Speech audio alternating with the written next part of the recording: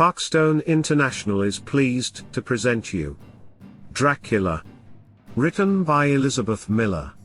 Transylvanian mystique and legendary hauntedness around the most infamous Bram Stoker's protagonists, forming a legacy that allows the myth to continue into modern times, maintaining a cultish following, yet broadening to a general fascination. Dracula became such an obsession as it embodied a taboo subject matter, the desire for blood and sex.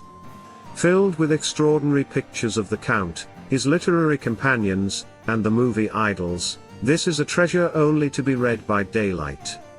Vampires did not originate with Count Dracula. A revenant who returns from the grave to suck the blood of its victims in order to sustain its existence, the vampire has its origins in the folk legends of many countries, most specifically in Central and Eastern Europe. From these roots it metamorphosed into the more familiar image that has dominated literature and popular culture for the past 100 years.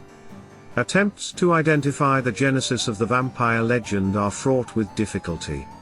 Inquiry is further complicated by what folklorist Jan Pekowski refers to as contamination, the process by which the vampire has been merged with other supernatural beings such as the Mora, Strigoi, incubus, werewolf and poltergeist.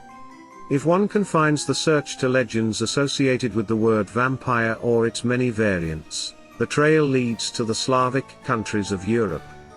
Most folklorists concur that the word vampire has Slavic roots, first appearing as a proper name, upper, in an old Russian manuscript of the 11th century, and as a generic term in a Serbian manuscript 200 years later.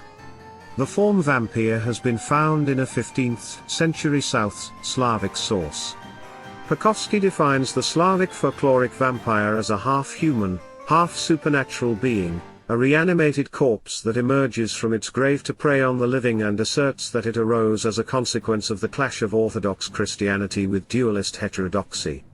Other scholars contend that belief in vampires existed in southern and eastern Europe before the advent of Christianity and later spread among the Slavic people who apparently passed it to their non-Slavic neighbors. Some suggest that gypsies may have brought some of the legends with them from India. Though the term vampire is of comparatively recent vintage, the image goes back much further in time. If one applies a more liberal definition, including either the return from the dead or the blood drinking, one can identify vampires in various cultures around the world, including a wide range of revenants, ghosts and restless spirits. If you wish to learn more about the story of Dracula, you can find the book on the present platforms.